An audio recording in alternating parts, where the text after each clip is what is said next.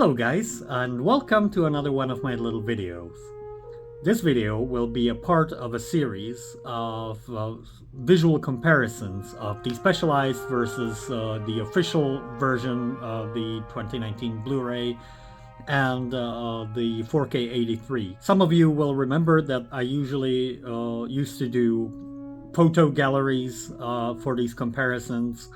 But I thought for versions 3, why not upgrade to a video comparison? You probably noticed I have been posting these comparisons as reels on Instagram and shorts on YouTube, but I decided to also do a big video for each reel once I finished the comparisons for it.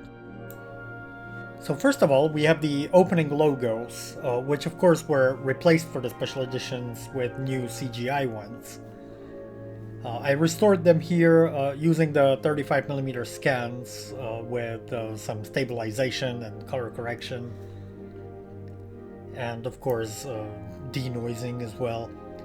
And I think they came out quite nicely.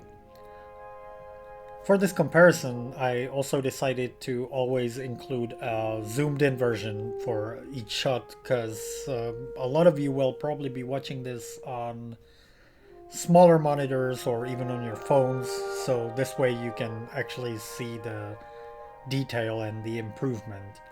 Even though, as it will be on YouTube, a lot of the grain and dirt will become less visible.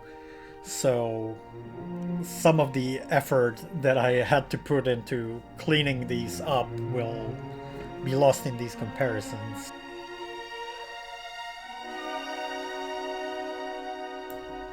Now, as far as I can tell, there were no changes made in the special editions to the opening crawl. The only change to that shot was after the pan down.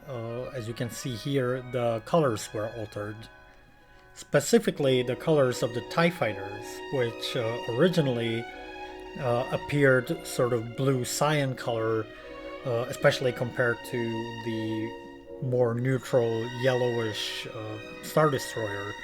So I restored just the colors but kept the luminance information from the UHD Blu-ray, which has much better detail, of course, than the 35mm scan. That's actually interesting to mention here. Some of you may not know this, but even though they're both 4K, the UHD Blu-ray has much better finer detail in some shots where the detail is not destroyed by noise reduction.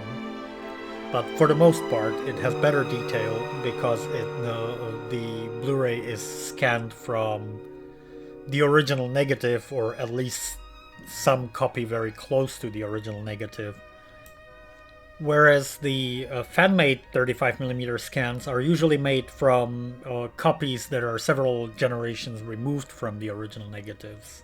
Now, I remember someone saying that the color of the TIE Fighters was a compositing mistake and thus shouldn't be restored, to which I say two things. One is that I want to restore even the things that happened by mistake, but in this particular case, it's definitely not a mistake. When you look at like behind the scenes photos of them shooting the models, you can clearly see that the models of the TIE Fighters are actually this color.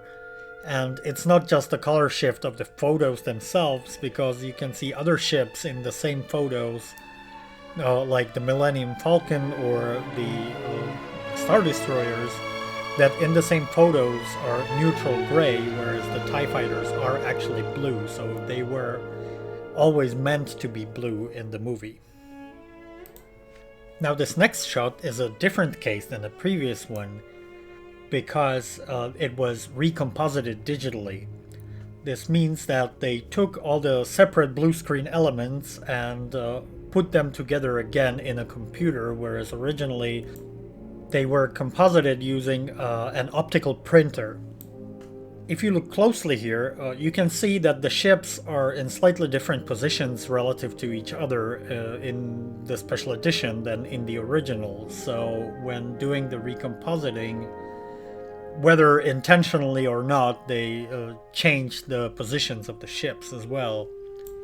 There's some debate whether this kind of digital recompositing of the same elements actually constitutes a change to the movie. I'm firmly on the side that yes, it does, because as a compositor myself, that's what I do for a living.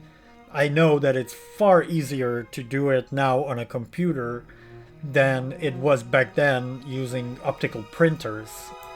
And I love seeing the little imperfections of the optical compositing, because I just marvel at what they were able to pull off with the technology they had back then.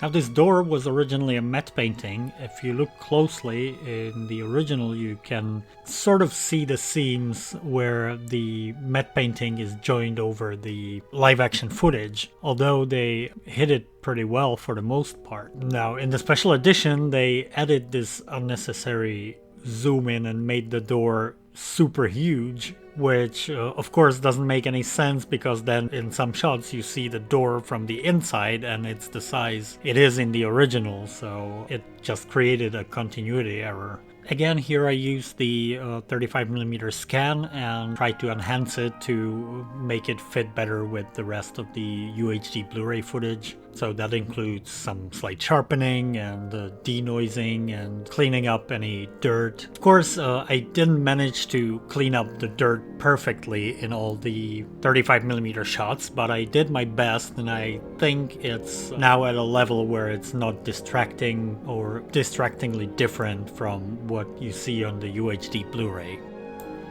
Now here we have the Size Noodles Max Rebo Band musical scene. And of course the original puppets are pretty silly as well, but I would still say they're miles better than the CGI replacements, which really stick out in a movie from 1983. Now, also, of course, the entire song was changed. I can't really put the music in here because audio is what you usually get a copyright strike for. But yeah, I think the original song much better fits the dark atmosphere of Jabba's palace than the new poppy song. I used the 35mm scan for this whole sequence, and I had to do pretty extensive manual cleanup here. Because there's a lot of motion, so the automated algorithms were creating tons of artifacts. You can't probably see it that well on YouTube, and of course Team -1 already did a wonderful job cleaning up the print, but still, compared to the UHD Blu-ray, there was quite a bit of dirt still left in, and it got even more visible once I upped the contrast a little bit and added some sharpening.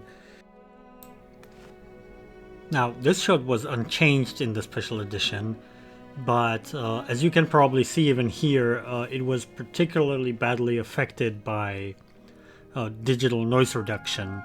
So I decided to put it in from the 4K83 scan.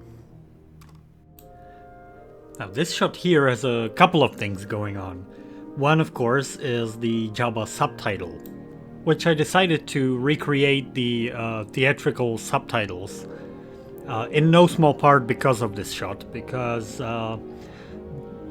it doesn't exist in a complete form without the subtitle, or at least we don't have it. Because as you can see here in the special edition, the shot is split and part of it is replaced by the Boba Fett footage.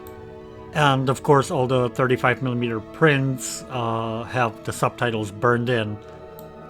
So I decided to restore this shot using entirely just the 35mm with the burned in subtitle included. And therefore I had to use burned in subtitles for the rest of the movie.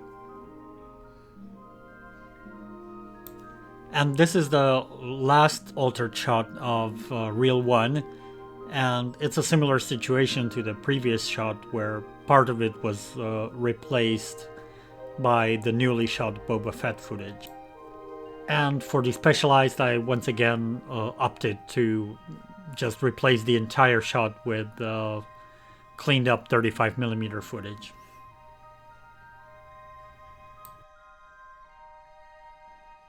Well, that's it for today. Thanks for watching, and may the Schwartz be with you.